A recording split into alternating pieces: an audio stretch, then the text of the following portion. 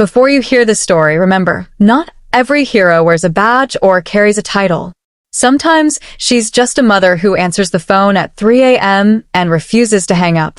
This is the story of Dana Caldwell, a woman who turned heartbreak into evidence and fear into law. It's about how one night, one voice changed everything for her son and for a system that almost failed them both. If you're watching this, tell me where you're tuning in from and how old you are, because stories like this remind us, age doesn't define courage. And when the world doubts your truth, prove it louder. The phone rang at 2:54 a.m., the kind of hour that makes even silence sound suspicious. Outside, November rain hissed against the window panes of my small apartment in North Harbor, Georgia. I'd just drifted between dreams when the ringtone, my son's favorite gospel rap loop, split the night like glass. "Mom," came a shaky whisper. "I'm at the station. Camille called the police. She says I broke in and hit her. They don't believe me." The words hit harder than any siren. I sat upright so fast the blanket twisted around my legs. My mind scrambled through half-formed questions. Was he hurt? How did it get this far? "Listen to me, Jalen," I said, forcing calm through a throat gone dry. "Say nothing else. Not one word. I'm coming." I yanked on sweatpants, hoodie, and the denim jacket I'd kept since my old patrol officer days, back before I left the force to start over. My keys rattled in my fist as I ran for the car, rainwater splashing at my ankles. The drive across town felt endless, the streets slick and empty. Every red light blinked like accusation. I trusted Marcus, my ex, to keep peace in that blended home. He'd married Camille 3 years after our divorce, promising she'd bring stability. What she'd really brought was control, soft-spoken venom dressed in designer silk. By the time I pulled into the North Harbor precinct, the clock on the dashboard read 3:21 a.m. The building's fluorescent light bled across puddles like chalk lines. Inside, the air smelled of burnt coffee and metal. A rookie behind the counter looked up, startled. When I said my name, recognition flickered. He'd seen my picture on the wall from my detective years. "Ms. Caldwell," he stammered. I didn't realize. "Where's my son?" He pointed down the corridor. "Holding room 2. Jalen sat on a steel bench, one wrist zip-tied to the rail, a bruise darkening near his temple. His hoodie, gray with the logo of the youth robotics team I'd helped coach, was ripped at the collar. When he saw me, his shoulders collapsed with relief. "Ma." The plastic tie bit into his skin. I saw red welts around the bone. Across the room stood Camille Rivers, tall, polished, crocodile tears streaking her mascara. A shallow scratch marked her cheek. She held a tissue like a prop. Next to her, Marcus kept his head low, eyes darting anywhere but toward us. An officer barely out of training age shuffled over, badge reading B. Lewis. "Ma'am, this is complicated," he said, voice thin. "Mrs. Rivers claims your son entered the residence after midnight and assaulted her. We, had to restrain him pending verification." I stepped closer to Jalen. "Did you touch her?" He shook his head. "She grabbed me first when I came to get my laptop. Dad said I could pick it up before my test tomorrow. She started yelling that I was stealing." His voice cracked. "Next thing, she's screaming, hitting herself, saying I pushed her." I turned to Officer Lewis. "Remove the tie." "Protocol, ma'am." "Then call your supervisor." A woman's voice cut through from the hallway. "Already here." Sergeant Thompson, older, sharp-eyed, the kind of cop who smelled lies like smoke, stepped in and handed Lewis a blade. "Cut him loose." Camille gasped like she'd witnessed sacrilege. "You're just going to—" "Sit down," Thompson said without looking at her. Jalen rubbed his wrist, trembling. I pulled him into a quick embrace, scanning his face for damage. His right cheek bore faint finger marks. His lip was split. Camille adjusted her silk scarf and turned her performance toward the sergeant. "He's always had anger problems. Ask his teachers. Ask his father." I was terrified for my life. Marcus nodded weakly, avoiding my glare. "Terrified enough to scratch yourself?" I asked. "Because that's what this looks like." Thompson raised a brow at me. part warning, part permission, and faced Camille. Ma'am, we'll need your statement recorded. Jalen tugged my sleeve, whispering, Mom, my phone, it was still recording from when I called you. Good, I murmured. Keep it that way. While Thompson escorted Camille to the interview room, I met Marcus's eyes. You let her put cuffs on your son? He swallowed hard. Dana, I didn't see the whole thing. She was bleeding. She's bleeding because she wants sympathy, I said quietly. And you're too busy saving face to notice. The words hung heavy between us as the hum of the station filled the silence, printers churning, radios murmuring, rain thrumming against the windows. When Thompson returned, she held up a tablet. We've got a problem, she said. The audio your boy recorded doesn't match her story at all. Marcus's jaw tightened. Camille's voice, distant but clear, played through the tablet speaker. If you tell your mother, I'll ruin you both. Then a slap. Then Jalen shouting for her to stop. My stomach turned to ice. Thompson locked eyes with me. Looks like this one's about to flip. Sergeant Thompson paused the playback and folded her arms. Mrs. Rivers, care to explain why your voice is threatening a teenager before the supposed attack even happened? Camille's eyes darted to Marcus. That audio could have been spliced. Kids know how to fake everything these days. Thompson nodded slowly, unimpressed. Except timestamps. They don't lie. We already verified the phone's call log with dispatch. She turned to Officer Lewis. Get the lab to back up this file. Chain of custody starts now. Camille's composure cracked. Her perfectly shaped nails tapped a furious rhythm on the edge of the desk. You're taking their side because she used to be a cop, she spat, jerking her chin toward me. Thompson didn't flinch. I'm taking the side of evidence. Jalen's hand slipped into mine, clammy but steady. Mom, can we go home? He whispered. Soon, I murmured, brushing his curls back from his forehead. He was 16 now, tall but still soft around the eyes, the same eyes that used to beg for bedtime stories about explorers and bright futures. Marcus rubbed the back of his neck, face pale. Look, Dana, maybe we should all calm down. I'm sure Camille didn't mean. Stop. My voice came out low and even. You had one job, to protect him when he was under your roof. You failed. He opened his mouth, then shut it again, realizing how little ground he had left to stand on. Thompson finished a few notes, then motioned to another officer. Place Mrs. Rivers in temporary holding while we sort this out. She's not leaving until the evidence is logged. Camille exploded. You can't do that. I'm the victim here. Then you'll have nothing to worry about, Thompson said, signaling for the escort. As Camille was led down the hall, her shrill protests echoed until the door sealed behind her. The room finally exhaled. Thompson turned back to me. We'll keep your son overnight for observation, just to make sure there's no retaliation if she bonds out. I'll file the preliminary report myself. I nodded. Thank you. Don't thank me yet, she said, leaning closer. Marcus, you're listed as a witness. You'd better tell the truth. The entire apartment building's security feed is already on its way here. Marcus looked cornered. Camille said the cameras were broken. They're not, Thompson replied. And if you knew that, you'd know why she tried to shut them off before we arrived. He sank into a chair, head in his hands. I turned back to Jalen. I'll be right here until they clear you. You hear me? He nodded, eyes glossy with exhaustion. Mom, if Sergeant Thompson hadn't listened. She did, I said, squeezing his hand. That's what matters. 2 hours later, dawn seeped gray and cold through the station blinds. Coffee cups multiplied across the desk like evidence of battle fatigue. Thompson approached again, tablet in hand. We pulled the hallway footage. Confirms your son's story. He rang the doorbell at 11:43 p.m. Your ex answered, and she came from behind with something in her hand. Looked like a shoehorn at first. He blocked her and tried to leave.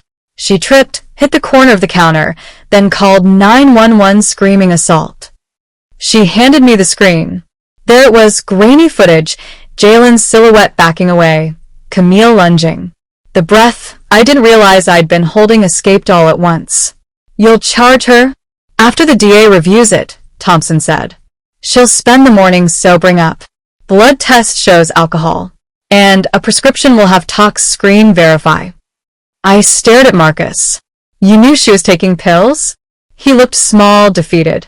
She said they helped her sleep. She's been medicating rage, not insomnia. Thompson's radio crackled, breaking the silence. Unit 12 requesting guidance, copy? She excused herself, leaving me and Marcus alone in the sterile office that suddenly felt too bright. He spoke first. I didn't believe he could get hurt. She kept saying he was rebellious, disrespectful. I thought she was exaggerating. Because it was easier to believe her than admit you weren't paying attention. He winced. You think I don't feel guilty? I think guilt's a start, I said, standing. Accountability's next. Through the glass wall, I could see Jalen half asleep on the bench, his head resting against the cool cinder block. For a fleeting second, he looked 5 again, curled on the couch during thunder. I walked back in and draped my coat over his shoulders. He stirred. We're going home soon, right? Yeah, I whispered. We are. Thompson reappeared with a clipboard. You'll both need to come in tomorrow to finalize statements. After that, CPS will want to talk for protocol only. He's cleared to go. Jalen exhaled, shoulders sinking with relief. Marcus lingered near the exit. Dana, I want to make this right, whatever it takes. Then start by telling the truth when the DA calls. Don't water it down for her sake. He nodded, eyes downcast. You were always the brave one. No, I said, guiding my son toward the door. I just learned the hard way that fear doesn't protect anyone. Outside, the rain had stopped. Morning light shimmered on the pavement like a truce the city hadn't earned yet. As we reached the car, Jalen turned to me. Mom, what happens to her now? Justice happens, I said, unlocking the door. Slow, but steady. We drove home in silence, the sky bleeding pink and gold across the horizon, a fragile kind of peace, the kind that comes before truth blows the rest open. The waiting room at North Harbor General was too bright, too clean, the kind of light that exposes everything, even the things you'd rather keep buried. Jalen sat beside me, silent, his right hand resting on an ice pack. The nurse had asked for photos of his bruises, angles, timestamps, all of it for the official record. He flinched when the flash went off. I reached over, steadying him. Almost done, baby. He nodded, jaw tight. It just feels like they're taking pictures of something I did wrong. They're taking pictures of proof, I said softly. That's different. A doctor in teal scrubs entered, clipboard under one arm. Miss Caldwell. I stood. Your son's scans are clear. No fractures, but deep tissue bruising around the wrist and shoulder. We'll prescribe anti-inflammatories and schedule follow-up in a week. You'll also need to speak with a social worker before discharge, standard procedure for domestic assault cases involving minors. I thanked her, though the word tasted like cardboard. When she left, Jalen exhaled. She's going to hate me for this, isn't she? Camille? He nodded. She already made her choice, I said, brushing his cheek. Now we make ours to heal. The social worker arrived 20 minutes later, a black woman about my age with calm eyes and the kind of voice that could talk thunder into listening. Her name tag read Ms. Reeve. I know this is a lot, she began, pulling up a chair, but we need to establish safety measures. Has Camille contacted you since the incident? Not yet, I said. She's being held pending arraignment. Good, Reeve said, jotting notes. A protective order will be in place once charges are filed. You'll both get court notifications. In the meantime, he shouldn't return to that house under any circumstance. Jalen stared at the floor. That's where my computer is. My project's due Monday. Reeve smiled gently. School can wait. Healing can't. Her eyes flicked to me. Miss Caldwell, given your background in law enforcement, I trust you understand the importance of full documentation. Photos, medical forms, call logs, recordings, all of it. Already started, I said. She nodded approvingly. Then you're ahead of most. Before she left, she handed Jalen a card. This is a youth trauma counselor who works evenings. You don't have to talk tonight or tomorrow. Just know someone's waiting when you're ready. He accepted it quietly. By the time we pulled into the driveway, the sky had turned soft gray. Our neighborhood, small brick houses, dogwood trees, mailboxes leaning from age, felt almost peaceful. But inside, the quiet pressed heavy. Jalen dropped his backpack by the couch. Can I shower? Go ahead, I said. I'll make breakfast. As the water ran, I stood at the sink, staring through the window into our backyard, the one with the tilted swing set Marcus never fixed. A lifetime ago, Jalen used to run barefoot there, chasing fireflies with a jar and no fear. Now, every creak in the pipes made me tense. Every reflection in the glass looked like a warning. My phone buzzed. Marcus. I hesitated, then answered. What? She's been released on bond, he said. Her lawyer's already talking about pressing counters. She can press all she wants, I snapped. The truth doesn't bruise that easy. He sighed. Dana, you know how she gets. She'll spin this. Then let her spin, I said. We've got the tape, the footage, the medical records. And this time, Marcus, you're on record too. Silence. Then, softly, I'm sorry. I closed my eyes. Tell that to your son. Later that night, Jalen came to the kitchen, towel draped over his shoulders, steam still clinging to his skin. Can I stay here for good? I met his gaze. Yes. You don't ever have to go back. He nodded slowly. I didn't think you'd still want me after everything. I turned off the stove and faced him fully. You're my child.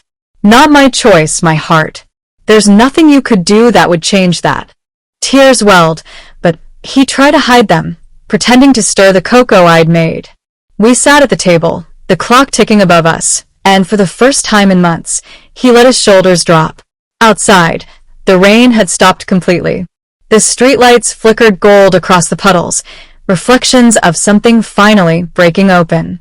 That night, after he fell asleep on the couch under my old quilt, I sent a message to Sergeant Thompson. Audio verified. Hospital forms completed. Ready for next steps. She replied within minutes. Got the tox results back. High traces of alcohol and sedatives. DA's moving forward with assault and false report charges. Hold steady. Hold steady. 2 words I'd told myself 1,000 times before, during academy drills, custody hearings, and nights when fear sounded too much like faith. But this time, holding steady wasn't about survival.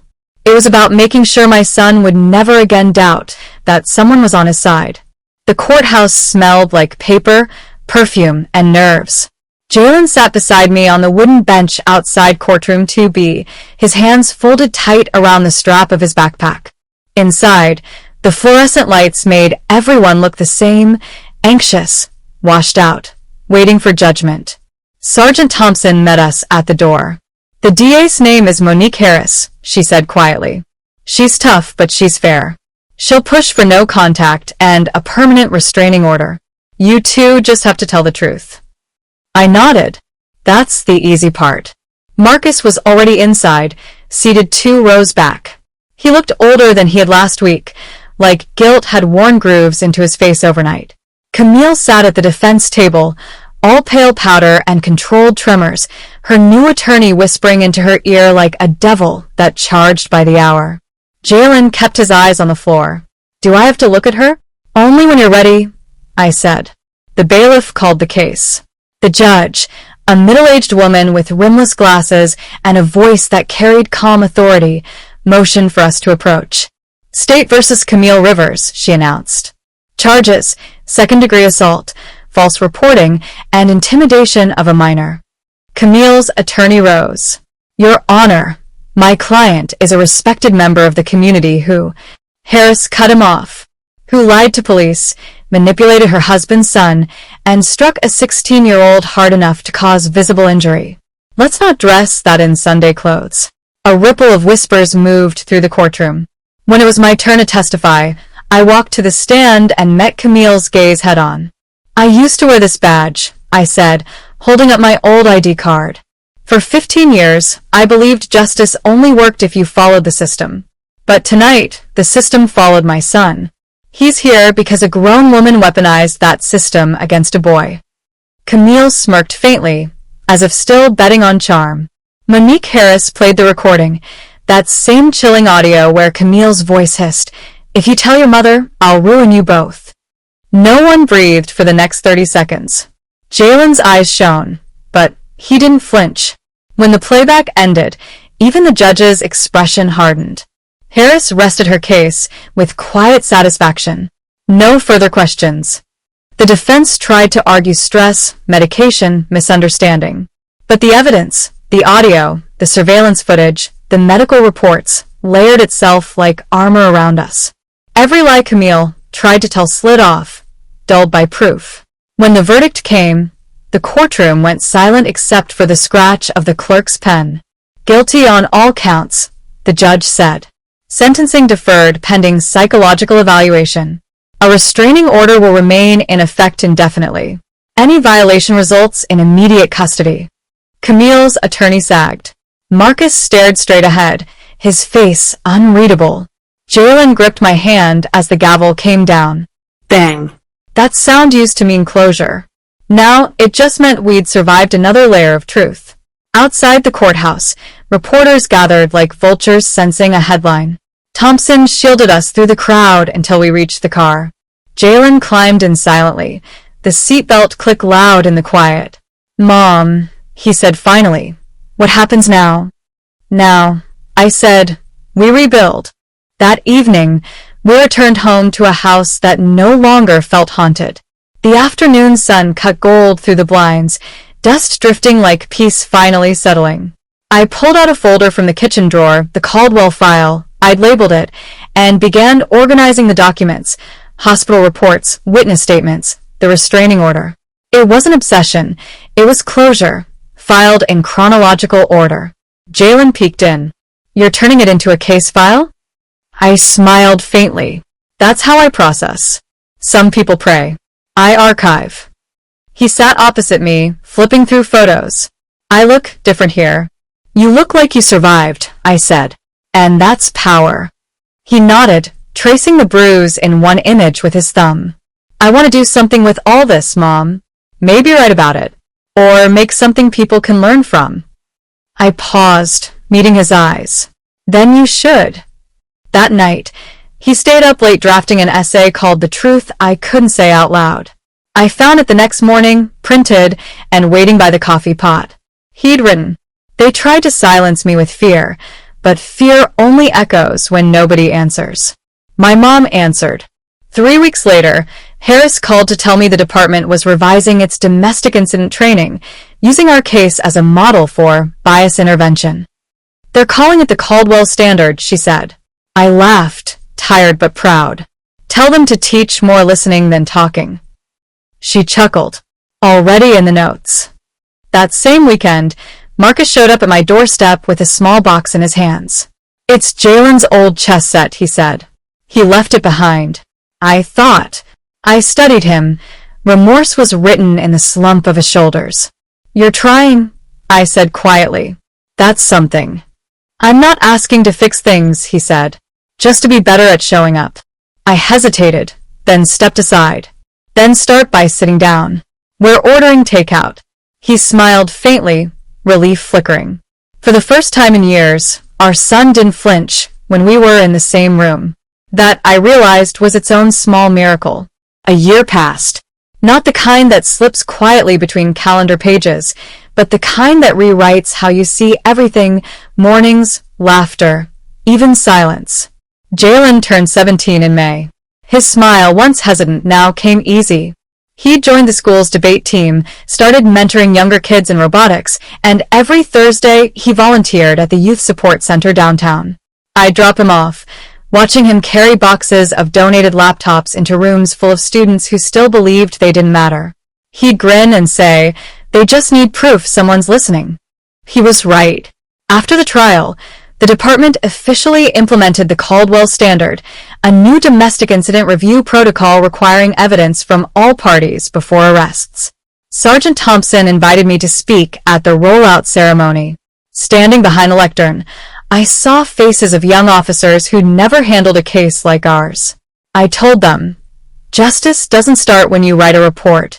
It starts when you stop assuming who's guilty by how they look, talk, or cry. The room stayed silent for a long second, then filled with applause. Not the loud kind, the meaningful kind. That night, Jalen hugged me so hard my ribs protested. You're kind of famous now, he teased. Please, I said, laughing. I just told the truth louder than usual. A few months later, a nonprofit in Atlanta reached out. They wanted to fund a mentorship program for mothers navigating custody, recovery, and legal systems. They called it the Harbor Line, after a phrase I'd once written in a late-night email to Harris. Some of us aren't looking for escape, just a safe harbor long enough to breathe. We launched with 5 families. Within 6 months, there were 22. Each Tuesday evening, I sat in that church basement with coffee cups and photocopied forms, watching women learn to translate fear into paperwork, exhaustion into persistence. One of them, a nurse named Talia Green, told me after a session, "You don't preach hope. You document it." I carried that line like a medal. At home, life found rhythm again. The house on Elm Ridge Lane no longer echoed with tension. Jalen painted his room deep blue, the color of quiet strength, he said.